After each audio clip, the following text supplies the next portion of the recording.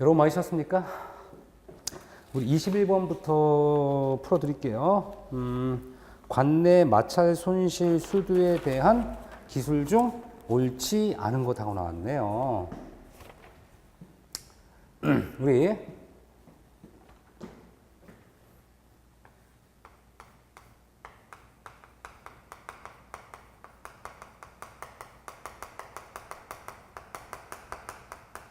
이거 꼭 외우라고 제가 말씀드렸었죠. 관내 마찰 손실 수두다. 그래서 이 관내 마찰 손실 수두는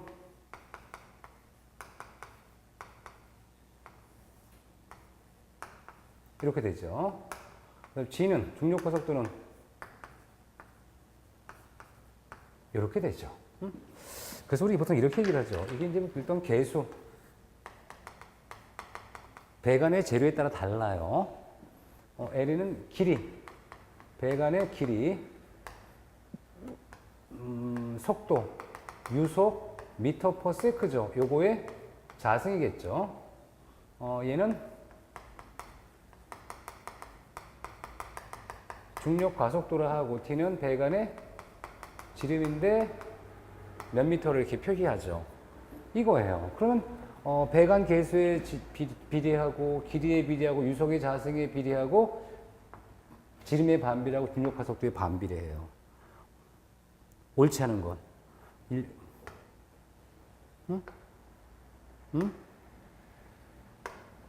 5번이네. 관의 중간에 밸브류가 많은 마찰 손실수도가 커지겠죠. 밸브류가 많다는 얘기 뭐예요? 가던 길을 막 마찰력이 생기겠죠. 마찰력이 커지면 어떻게 돼요? 손실은 손실 수도값은 상대적으로 우리가 커지겠다. 마찰력이 커지니까 손실이 커진다는 얘기, 압력이 떨어진다는 얘기잖아요. 손실 수도가 압력이 우리가 손실이 많아지는 거예요. 손실. 그래서 우리가 관내 마찰 손실 수도가 커진다. 손실이 커지는 거예요. 손실이. 그러니까 압력의 감소가 많이 생긴다는 거예요. 손실은 감소죠. 그러니까 압력의 감소가 커진다. 라고 봐야 돼. 답은 5번이죠. 자, 그 다음에 22번 문제죠. 22번 문제는 실내에서 온열 감각에 영향을 미치는 4대 요소 아닌 것은, 이 4대 요소 뭐라 그래요? 기, 습, 기, 보. 여기서 습도는 뭘 얘기하죠? 상대 습도를 말합니다.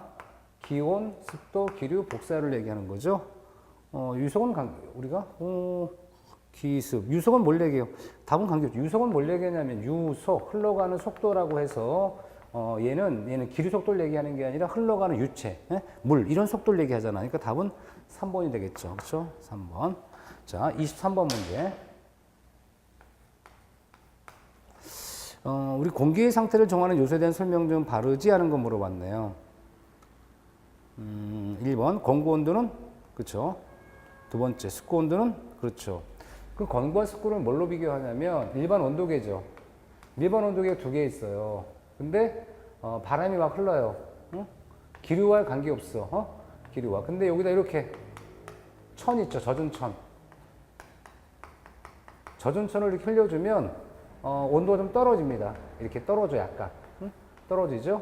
그럼 이 떨어지는 온도를 보면 건구 온도도 약간 낮아요. 예를 들어서 건구 온도 예를 들어서 한 22도다. 근데 습도 온도를 했더니 습도 온도, 젖은 천에서 습도 온도가 뭐 한 19도쯤 됐더라. 그럼 뭐냐면 기류에서 체감되는 정도를 파악하기 위해서 습도 온도라는 게 필요해요. 왜? 여러분이 선풍기 예를 들어서 부채바람을 막 이렇게 낸다고 해서 여러분 실내 온도가 떨어지진 않아요.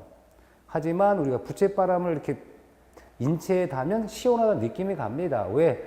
인체에 있는 피부에 있는 수분을 이 기류가 이렇게 증발하면서 열을 뺏어서 주기 때문에 우리 시원하다는 느낌을 줄 수가 있어요. 하지만 온도계는 변화가 없어요. 그래서 근데 분명히 시원하다고 했었죠. 뭐 때문에? 기류 때문에. 이런 거를 우리가 파악하기 위해서 보통 습도 온도계가 있는 거죠. 네. 그래서 오케이. 세 번째, 이 노점 온도라는 것은 수증기가 포화되어 이슬을 맺히기 시작할 때 온도다. 만약 노점 온도, 이슬이 맺히는 온도가 만약 12도다 그러면 우리가 12도 이하의 물체를 놓으면 이슬이 맺히기 시작하겠죠. 네 번째, 절대습도입니다. 이 절대습도는 건조 공기 1kg 안에 해당하는 수증기 중량을 혼합비로 표현하는 거예요. 그런데 이때 외부적 요인으로 습기를 인위적으로 가하거나 감하는 관계없이 온도가 변화되어도 절대도가 변하지 않는다? No. 답은 4번이야. 답. 왜 그러냐면 우리가 샤워장이 있어요. 샤워장. 샤워를 지금 하지 않았기 때문에 굉장히 뽀송뽀송해요. 그죠? 샤워장입니다. 샤워장. 뭐 이렇게 보통 샤워기 여기 하나 있겠죠. 그런데 이 상태에서 샤워기를 틀면 실내 수증기량이 증가하겠죠. 그럼 이 샤워기의 온도가 실내 온도와 같은 온도라고 가정하자고요. 같은 온도의 물방울을 떨어뜨리면 물방울에 닿지 않는 이 부분에도 수증기가 맺혀 있는 걸 알 수가 있어요. 결로가 맺혔다는 얘기죠. 이게 바로 뭐냐면 수증기가 맺힌 이유가 뭐냐라고 봤더니 뭐라 그래? 그래, 이 수증기, 이 수분이 먹혔다는 것은 결과적으로 뭐냐면 실내에 가습 요소가 발생을 했기 때문에 습도가 변했다는 얘기예요. 가습 요소. 그러다가 이제 이렇게 이 물방울이 맺혔는데 이걸 다시 어떻게 돼요? 강력하게 이렇게 배기를 합니다. 배기를 하면 나중에 이렇게 수분이 점차로 없어지는 걸 느껴요. 뭘 얘기하는 거예요? 실내에 인위적으로 우리가 다시 감습한 거야, 감습. 감습. 그게 뭐냐면 이 가습이나 감습이 되면 가습이 될 땐 절대습도량이 올라갔다가요. 감습이 되면 절대습도가 떨어지도록 돼요. 그러니까 결과적으로 뭐냐면 온도를 변화시키지 않아도 가감습을 통해서 절대습도 값을 올리거나 내릴 수 있다는 얘기를 하는 거예요. 그래서 답은 4번이다.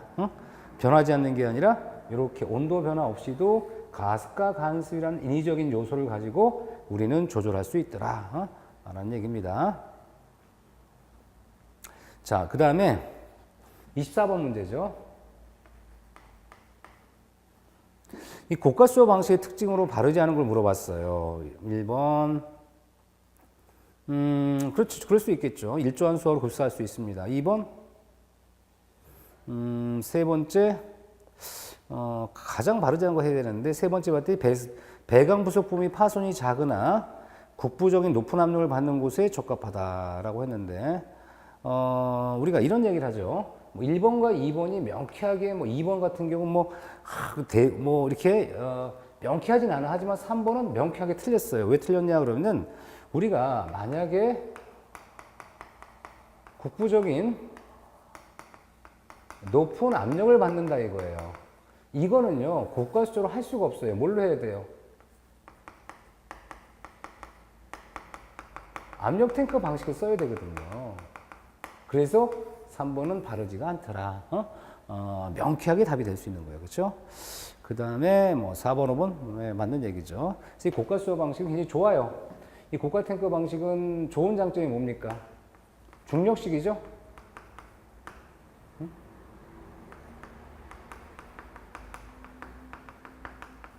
압력의 공급이 일정한 편이다. 그 다음에 중력이 변해 안 변해요? 안 변해죠. 얘는 중력식이에요. 중력식. 압력이 일정한 편입니다. 물론 수압의 변화에 따라 약간의 변동이 생길 수 있지만 일정한 편이기 때문에 우리가 일정한 압력을 요구하는 곳엔 쓸 수 있다는 얘기예요. 하지만 내가 얻은 부분에 국부적인 압력만 필요로 한다라고 할 때는 어려울 수가 있습니다. 이런 얘기죠. 그 다음에 25번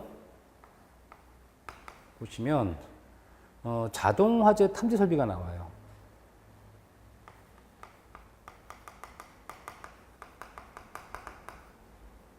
등등등. 1번 차동식 감지기는 주요 온도가 일정한 노상수 이상 되었을 때 작동한다.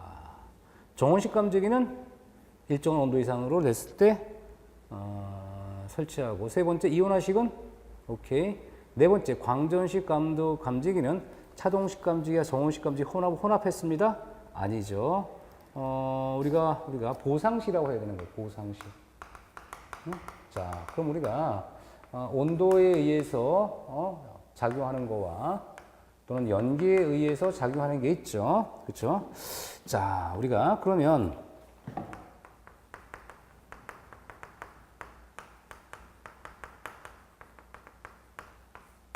이 온도에 의한 것은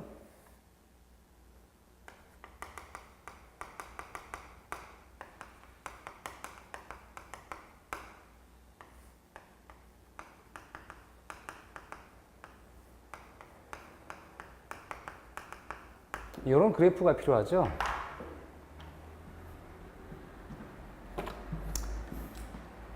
이 정원식의 중요한 포인트는 일종의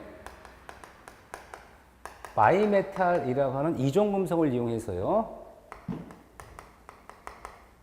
일정 온도에 도달하면 작동이 돼요. 차동식은요, 일종의 공기의 팽창 과정을 이용하는 거고요.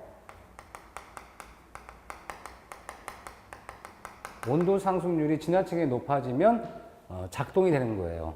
이 두 개를 병행하면 우리 보상식이라고 얘기를 합니다. 이 광전식과 이온화식이라는 것은 층 높이가 높을 때 온도보다는 뭐에 의해서? 연기의 농도나 연기의 어떤 연기의 상태에 따라 변동이 되는 것을 체크해서 작동하는 게 연기식 감지기예요. 그래서 현재 요거를 요 키워드죠. 요거 잘 기억하셔야 돼요. 잘. 여러 시험 문제의 어떤 가장 중요한 포인트가 되는 겁니다. 그 다음에 26번 문제, 체크 밸브가 나와요. 우리가,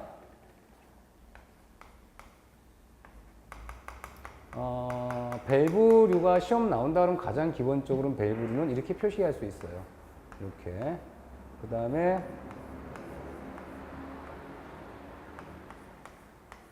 이런 게 있고 이런 게 있어요. 그렇다면 이거 일반 밸브라고 그래요. 일반 밸브. 이렇게 점 찍은 것은 글로우 밸브라 하고요. 찍으면 게이트 밸브라 하고요. 이 게이트 밸브를 뭐 슬루스 밸브라고도 해요. 이렇게 용어를 정하고 있습니다. 그 다음에 얘를 체크 밸브라 그래요. 그래서 글로우 밸브나 이 슬루스 밸브는요, 유량이 조절될 수 있는 밸브예요. 근데 체크 밸브는 기능이 없어요. 어떤 기능만 있냐면 방향만 조절하는 밸브라고 해서 이것을 우리는 역지 밸브라고 그래요. 역지. 되돌아갈 수 없다는 밸브죠. 역지 밸브. 그래서 이 체크 밸브는 유형에 따라 또 두 가지로 구분해요. 이 체크 밸브는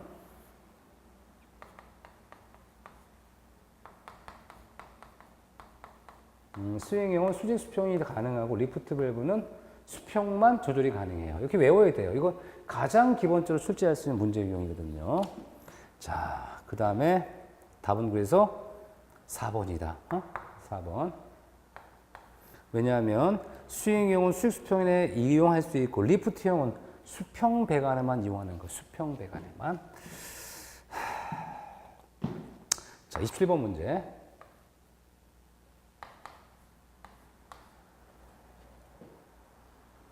배수solv의 트랩이 나오죠. 그럼 배수solv의 트랩과 봉수 관련이죠. 트랩과 봉수 관련인데, 우리가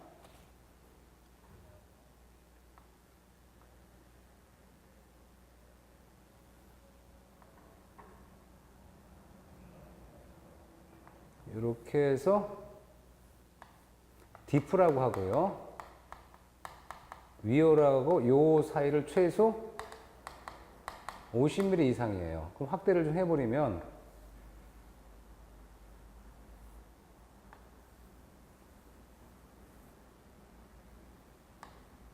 이렇게 들어가 있죠. 그래서 요 깊이가 50mm예요. 50mm.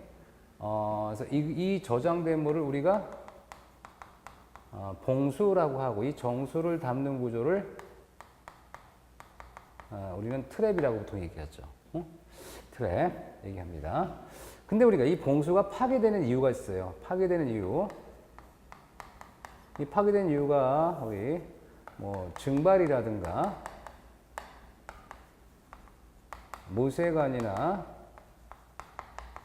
이 관성력 같은 게 있는 반면에 사이펀이나 역사이펀 현상이 있을 수가 있어요.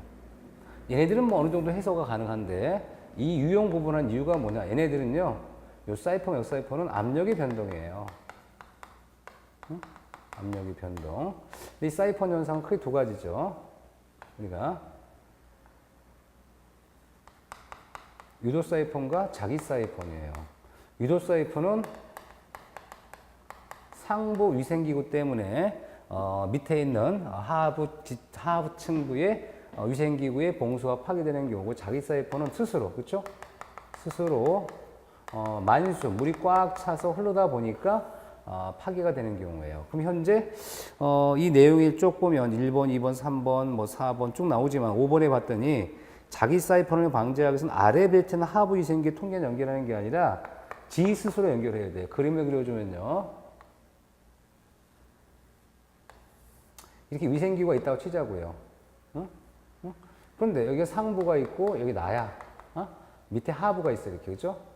근데 이제 잘 보면 만약 내가 여기 있다 그러면 이렇게 자기 사이펀 지 스스로가 봉수가 파괴가 되기 때문에 내 스스로가 통기관 설치하는 거예요. 그래서 우리가 이 자기 사이펀은 상부 위생기기 때문에 문제가 생긴 게 아니라 나 스스로 문제가 되기 때문에 내 스스로가 통기관을 설치해 줘야 되는 겁니다. 그래서 자기 사이펀 방지하기위해서는 아래 벨트는 하부 위생기구가 아니라 자기의 트랩 어딘가에 무엇을 통기관을 연결해 줘야지 이 자기 사이펀을 방지할 수 있는 거다라는 얘기입니다. 답은 5번이다 보시면 되고요. 그럼 28번 문제. 이 통기관과 또 관련된 문제가 있네요. 이 통기관의 목적으로 바르지 않은 것은 통기관의 목적, 이 통기관의 이런 거죠. 이런 걸 이렇게 사이펀이나 역사이펀이 생겼어요. 그럼 이런 거를 방지하기 위해서라면 공기가 통하는 통기관을 설치해 주는 거예요. 그 통기관 설치하는 목적이 뭐냐 그랬더니 배관 내 압력을 일정하게 유지한다라는 얘기, 또는 같은 얘기로 이런 변동, 압력의 이 변동을 최소화한다라는 얘기예요. 그럼 이걸 통해서 뭘 하는 거예요? 이걸 통해서 봉수를 보호하는 역할을 하는 거예요. 봉수 파괴를 방지하고. 자, 그런데 5번에 봤던 실내 벌레나 악취죠. 실내 벌레나 악취는 어디서 나오는 거예요? 여기서 나오는 거예요. 우리가 아까 그림을 그린 것처럼 이 트랩에 봉수를 두는 이유, 설치하는 목적이에요. 봉수를 설치하는 목적이 뭐냐 그랬더니 이 벌레가 스물스물 기어오는 걸 못하도록 또는 악취가 들어오는 걸 방지하는 것은 이 트랩에서 봉수를 설치하는 목적을 얘기하는 거죠. 그러니까 벌레나 악취 방지는 트랩과 봉수에 대한 기능으로 끝나는 거고요. 다만 이 봉수가 이 압력 변동에 의해서 파괴가 될 수 있으니 이를 보호하기 위해 설치하는 게 통기관이다라는 생각을 하셔야 돼요. 이렇게. 자, 답은 5번이다 보시면 되고요. 자, 29번 문제.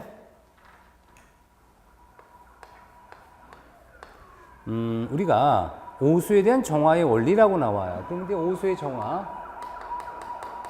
정화를 물어봤다. 그러면 물리적 정화가 있어요. 물리적 정화, 처리 방식, 화학적 처리 방식, 생물학적 처리 방식 유형 세 가지고요. 이 생물학적 처리 방식은 다시 현기성 처리나 호기성 처리로 또 구분을 합니다. 화학적 처리 과정이라는 것은 우리 뭐 중화라든가 뭐 웅집이라든가 뭐 소독과 같은 이런 화학액들을 쓰는 거고요. 물리적 처리 방식은 우리 스크리닝이라든가 뭐 여과라든가 부상이라든가 심전 이런 걸 통해서 우리가 화학이나 생물을 쓰지 않고 처리하는 방식을 말하고 있어요. 그러면 여기서 현기성 처리, 호기성 처리 구분하죠? 자, 근데 이 현기성 처리는 처리 속도가 굉장히 장시간이에요, 장시간. 그 다음에 설치 규모도 좀 넓어야 돼요, 커야 돼요. 시간이 오래 걸리니까, 처리 시간이. 하지만 비용은 내비두면 되니까 저렴한 방식으로 냄새가 좀 많이 납니다. 그에 비해서 호기성 처리는 시간이 짧게 걸리고 설치 용도 작아도 되는데 운전 비용이 좀 높아져요. 그래서 훨씬 더 호기성이 빠른 시간에 효율적으로 우리가 생물학적인 어떤 처리가 가능하다라고 생각하시면 돼요. 그럼 1번, 2번, 3번인데 답은 3번이네요. 왜 3번이냐면 혐기성 처리는 공기를 시도하기 때문에 산소를 공급하지 않고 주로 밀폐하여 장기간 삭히는 구조고요. 이 호기성은 우리가 원활한 산소 공급을 통해서 우리 호기성 미생물들을 배양해서 삭히는 우리가 처리하는 방식이기 때문에 결과적으로 이 산소를 필요로 하지 않습니다. 혐기성은. 답은 그래서 3번이다 보시면 돼요. 3번 30번 문제. 우리가 이 보일러의 어떤 출력 표시가 나와요. 이 보일러의 출력이라는 것은 이런 얘기겠죠. 가장 먼저 보일러를 틀면 예열을 해야 돼요. 예열. 그 다음에 이걸 통해서 급탕도 할 수 있고 난방을 통하기도 하고요. 이 보일러와 이 배관 사이에 열손실 생길 수 있어요. 열손실. 그렇겠죠. 보일러 배관을 통해서 공급할 때 열이 식을 수 있겠죠. 이런 거를 다 고려해서 이것을 우리가 이 전격 출력이라 그래요. 근데 다만 예열 같은 경우는 평상시 필요 없으니까 동그라미 요거는 평상시 쓰는 상용 출력이라고 보통 얘기를 하죠. 그 다음에 급탕과 난방만 딱 얘기할 때는 또 우리가 뭐 정미 출력이라고 하기도 합니다. 자, 이렇게 해서 우리가 보일러의 부하를 검토하는데요. 이 보일러의 부하라는 것은 우리가 열이 손실되겠죠. 열이 손실됐다는 얘기는 열이 공급될 수 있는 부분만 우리가 처리하는 겁니다. 열이 손실되니까 공급해야 될 게 보일러죠? 요게 부하야. 근데 쭉 보니까 답은 4번입니다. 그렇죠? 그래서 축열 부하는 의미가 없어요. 축열은 열을 손실하거나 공급하는 게 아니라 유축열은 열을 저장하는 거니까 이 보일러와 부하는 관계없는 거예요. 자, 그래서 우리가 답은 4번이다. 이런 문제. 기출문제예요. 기출문제. 자, 그 다음에 31번 문제. 지능형 홈 네트워크 설치 및 기술 기준에 관한 설명을 옳지 않은 것은 단지 서버는 3제곱 이상이고 두 번째 이중바닥. 단지 서버시가 우리 방제실을 바닥은 이중바닥으로 합니다. 액세스 플로어 같은 이중바닥 설치하죠. 세 번째 원격하면 원하면 1인데 답은 3번이네. 원격은 멀리서 제어하는 조명기구는 세대 안에 한 구 이상. 영어로 원이 뭐예요? 하나가 원이죠. 원, 투, 쓰리, 포, 원. 그래서 원격하면 한 구 이상이 한 구. 무슨 말인지 알죠? 이렇게 답을 기억하면 돼요. 그래서 32번 문제. 우리가 고온수 난방에 대한 설명으로 바르지 않은 걸 하고 나와요. 고온수. 우리가 이제 그 난방 설비하면요. 뭐 우리 직접 난방이 있고 간접 난방. 간접 난방 대표적인 게 온풍 난방이에요. 중앙 난방에. 직접 난방은 다시 보면 우리 뭐 대류식 난방이 있고 이 복사 난방이 있고요. 이 대류식 난방에 보면 우리 증기 난방이 있고 온수 난방인데 이 중에 고온수 난방이라고 있죠. 그러면 이 온수 난방에 비해서 고온수는 120도 정도 온도가 높아요. 그래서 우리는 밀폐식 팽창 탱크를 둬야 돼요. 그 다음에 보일러가 터질 수 있으니까 이 고온수 난방 같은 경우는 그렇죠? 고온수 난방은 우리 강판제 보일러를 필요로 합니다. 강판제 보일러. 하지만 일반 온수 같은 경우는요. 주철제 써도 관계없어요. 주철제 써도 관계없고요. 밀폐식이 아니라 개방식 급탕처럼 팽창 탱크를 이용할 수도 있어요. 이 고온수는 100도 이상 가르기 때문에 밀폐식 팽창 탱크를 써야 되는데 이 밀폐식 팽창 탱크는 설치 위치에 큰 제한이 없기 때문에 보일러 옆에 둬도 돼요. 근데 이 개방식 팽창 탱크는 가장 높은 수정부터 일정 높이 이상 필요하죠. 그러니까 이런 것도 약간 달라요. 그러면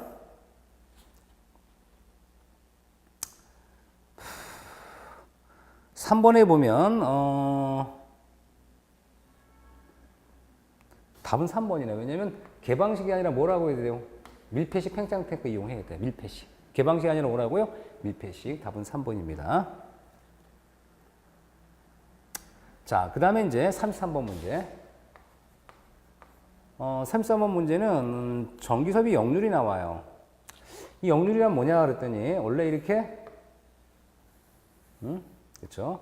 전압과 전류가 같은 동상으로 떨어져야 되는데 이 전류가 전압보다 늦어지는 현상이 생겨요.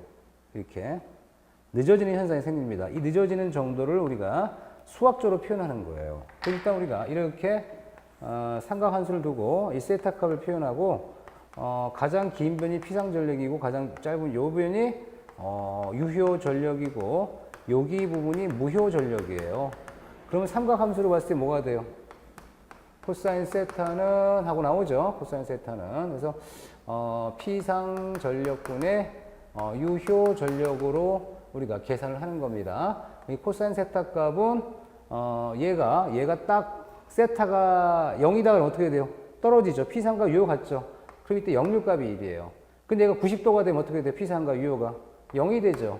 1에서 0 사이인데 뭐가 좋아? 1에 가까운 게 좋죠? 그래서 역률은 0에서 1로 이론적으로 보는데 1에 근접할수록 우수하다라고 합니다. 이렇게 가면 우수하다, 얘는 나쁘다. 왜? 우리가 그 역률을 개선하는 게 콘덴서예요. 이 콘덴서인데 이 콘덴서는요, 안전상 설치하는 게 아니라 우리가 이렇게 에너지 효율면이라든가 전력의 효율을 위해서 쓰는 거예요. 전력 효율. 전력 효율을 위해서. 왜냐하면 이렇게 늦어지는 정도 개선해서 미리 진상화시키는 거예요. 전류를 충전용으로 충전을 해서 진상화시키면 나중에 전압과 전류의 상이 비슷하게 떨어집니다. 이거를 역률을 계산하는 콘덴서 역할이라고 해요. 그렇다면 답은 4번이죠. 1보다 작거나 같은데 작게 만들수록 좋은 게 아니라 1에 근접할수록 우수하다라고 하는 거니까 답은 4번이다. 이렇게 생각하시면 될 것 같아요.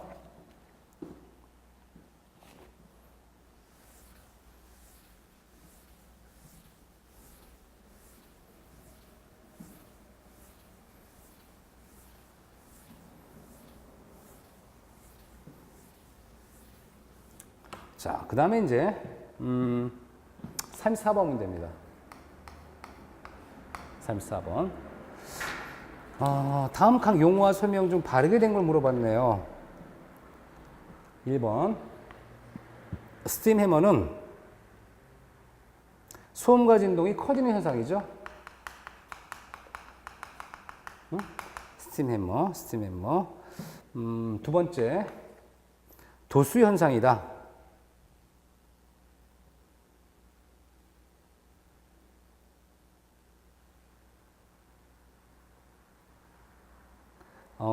이건 뭐냐면 도수현상이라는 것은 수직관과 접한 수평관이에요. 배수가 돼요. 물이 흘러가는데 얘는 속도가 빨라요.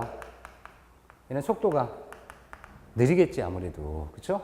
그럼 어떻게 될 거냐? 물이 이렇게 내려오다가 얘가 가지 못하니까 막 출렁거려요. 출렁. 이런 현상을 도수현상이라고 그래요. 도수현상. 물이 높이가 왔다 갔다 출렁출렁 거리면서 우리가 문제가 되는데 이걸 우리가 도수현상이라고 그래요. 그래서 도수현상이 생길 때는 수평관에 접속되는 물의 흐름이 굉장히 느려지는 거예요. 느려지죠. 그래서 이 도수현상과 관련되는 게 바로 역사회폰 현상이거든요. 그래서 수직관과 서편 수평관에 가장 가까이 있는 위생기구 같은 경우는 도수현상 때문에 배관 내 이 압력이 높아지면서 역사회폰 현상이 생기기도 합니다. 자, 3번 질문. 서징 현상은 우리가 이렇게 돼요. 원래 유량과 양정은 반비례 관계인데 이렇게 산형의 여기 왼쪽 여기 문제가 돼요. 이렇게 갑자기 이상 현상이 생겨서 떨리는 현상이 생겨요. 이걸 서징 현상이라 합니다. 산형 곡성은 양정 곡성과 그 다음에 유량이 상대적으로 안정되면 이렇게 돼야 되는데 이렇게 불안정화되는 거예요. 불안정. 그래서 현재 유량과 양정이 주기적으로 변동되는 거, 주기적으로 변동되면서 불안정한 상태를 보이는 걸 서징 현상이랍니다. 일정한 게 아니라 변동되는 거예요. 자, 4번. 공도화 현상은 물의 압력이 그 온도에 해당하는 포화수증기압보다 낮아질 경우, 압력이 낮을 경우 물이 증발한다. 맞는 얘기네. 우리 공도화 현상 그림 많이 그랬죠. 이 압력과 온도고, 이 포화증기압이 압력이죠. 압력이 떨어지면 빈 공간이 생기는 원인이 되는 거죠. 아니면 일정한 압력이다 그러면 어떻게 온도가 높아지면서 빈 공간 생기는 것. 이게 공동화의 캐비테이션의 원인이었잖아. 답. 하자가 없음. 5번 질문 보면 역사이퍼는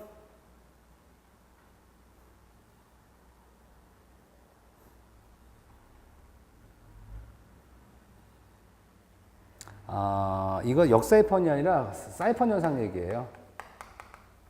사이펀 현상 뭐냐면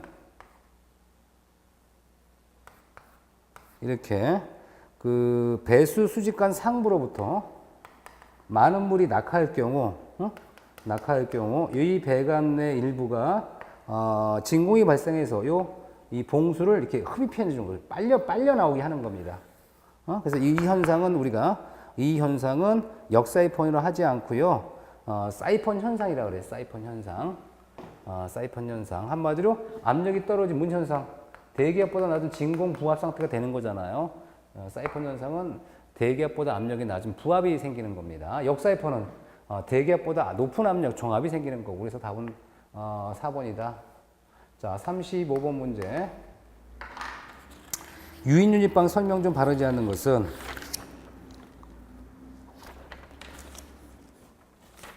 우리가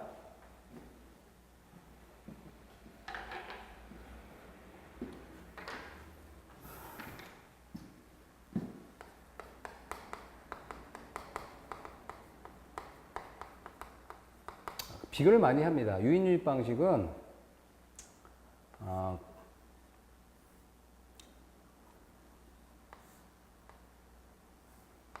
노즐이 있어요. 고압 노즐이 있고 여기 이렇게 코일도 있어요. 코일도. 그럼 압력을 이렇게 높여 쏴주면 이렇게 생긴 유니트 밑에 흡입구가 있어. 그래서 1차 공기, 1차죠. 1차적으로 공기를 쏴주면 실내 공기가 유인이 되면서 함께 나오는 거예요. 이때 고압 노즐을 조절하는 기기가 스위치가 달려요. 그래서 노즐의 스위치를 연결해서 우리가 조종이 가능합니다. 조종이 가능합니다. 반면에 FCU 장치는요. 코일이 있고요. 여기 작은 팬이 있어요. 팬. 이 팬은 전기 장치를 연결해주고 이 전기 장치 팬에 대해서 전기 스위치를 달아줘요. 그래서 우리가 전기에 있는 팬의 송풍량을 조정을 통해서 우리가 부하 조절하는 게 FCU 방식이고요. 노즐을 통해서 조종하는 게 유인 유닛이에요. 그럼 얘는 전기 장치 필요해요, 안 필요해요? 전기 장치 필요 없고 얘는 전기 장치가 필수가 되는 건데 얘가 더 고급이에요. 굉장히 그 대신 얘는 소음이 큽니다. 얘는 소음이 상대적으로 작은 편이에요. 그래서 이게 유인 유닛이다. 우리가 이렇게 설정 유인 유닛입니다. 따라서 2번 전기팬이 없어 부하 조절이 어렵다. 전기팬이 없는 건 맞아. 하지만 노즐의 부하 조절은 가능합니다. 그러니까 답은 2번이 된 거예요. 2번. 자, 그 다음에 36번 문제. 이 프로덕트를 얘기하는 겁니다. 프로덕트. 내용은 프로덕트. 이 바닥에다가 이 덕트를 깔아줘서 여기다 이렇게 나중에 이렇게 또 막아줘요. 이렇게 막아주는데 어쨌든 이 덕트를 깔아주는 거를 우리가 얘기합니다. 프로덕트를 얘기해. 프로덕트.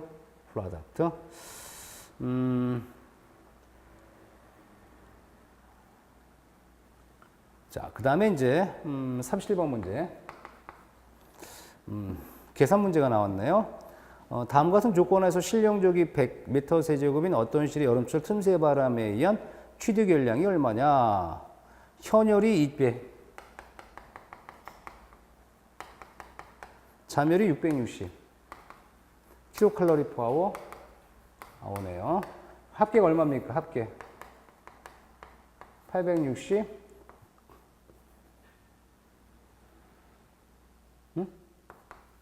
이렇게 나온 거죠. 그럼 뭐냐면 우리가 2번이 되겠네. 그렇죠? 2번. 왜 그러냐면 자 1와트는 세크는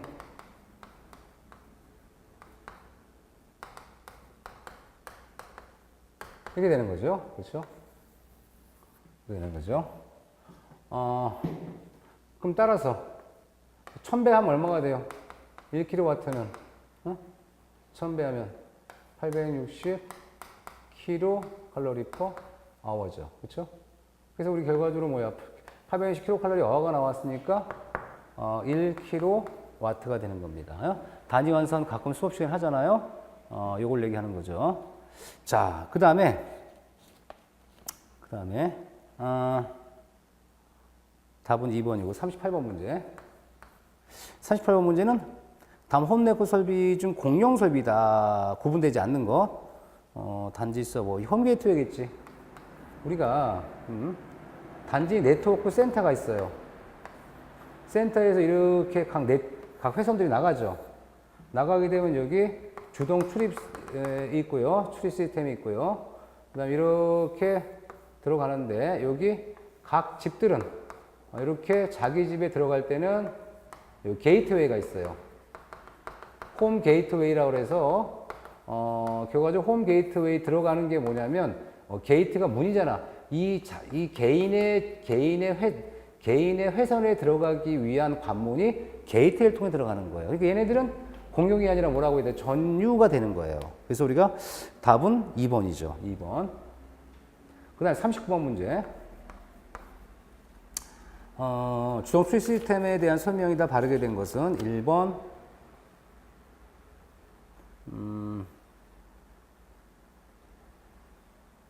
설치하지 않는 게 아니라 설치해야 되는 거예요. 설치. 그 다음에 두 번째는 주동 수리 시스템은 연계돼야 되고요. 잠긴 상태가 자동으로 잠기는 게 아니라 자동으로 풀림이 돼야 되고요. 왜냐하면 사람이 나가야 되니까. 세 번째, 준수 시스템은 노출형이 아니라 매립형으로 해야 돼요. 매립형. 그 다음에 네 번째는 자동문의 경우 프레임 내부에 접단 설치하면 아니 되는 게 아니라 단 설치해야 되는 거죠. 당연히 접지 단자를. 맞는 건 5번밖에 없네. 답은. 하자가 없는 거. 40번 문제. 에너지 효율적인 설비에 관한 설명으로 바르지 않은 거 물어봤죠?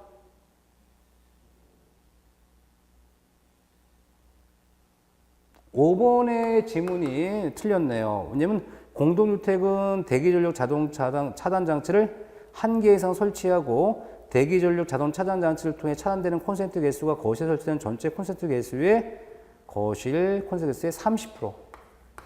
20에 30% 이상 되도록 해야 돼요. 왜냐면 우리가 이제 우리가 이런 얘기 하잖아요. 전기는요, 전기 제품을 그냥 우리가 콘센트 스위치 연결을 해주면 그 자체가 여러분이 작동하지 않아도 전기를 계속 소모할 수밖에 없어요. 그래서 이런 것 때문에 요즘에 그 대기전력 자동 차단을 통해서 한마디로 이제 새는 전기를 막겠다는 얘기거든요. 그래서 이 콘센트 개수의 30% 이상, 30%입니다. 30%. 이렇게 해서 아마 여러분들 문제 유형이 지난달보다는 좀 쉽지 않았을까라는 생각을 해요. 근데 이제 또 관점이 약간 다르죠. 전체 종합 문제를 풀다 보니까 일부 어려운 문제도 있고 쉬운 문제가 있을 겁니다. 그래서 이번 모의고사 문제 점수에 관계없이 여러분이 틀린 부분을 잘 검토하셨다가 여기 내가 좀 약하구나라고 생각하시고요. 마친 부분은 내가 열심히 했구나라고 생각하시면 될 것 같아요. 그렇죠? 그래서 여러분들 스스로가 좀 긍정적인 마인드로 문제를 푸시고 그 다음에 또 필요한 부분 피드백하시고 또 해서 여러분을 성적을 시험장에 가실 때까지 계속적으로 자기 점검을 하셔야 됩니다. 자, 여러분 고생했습니다.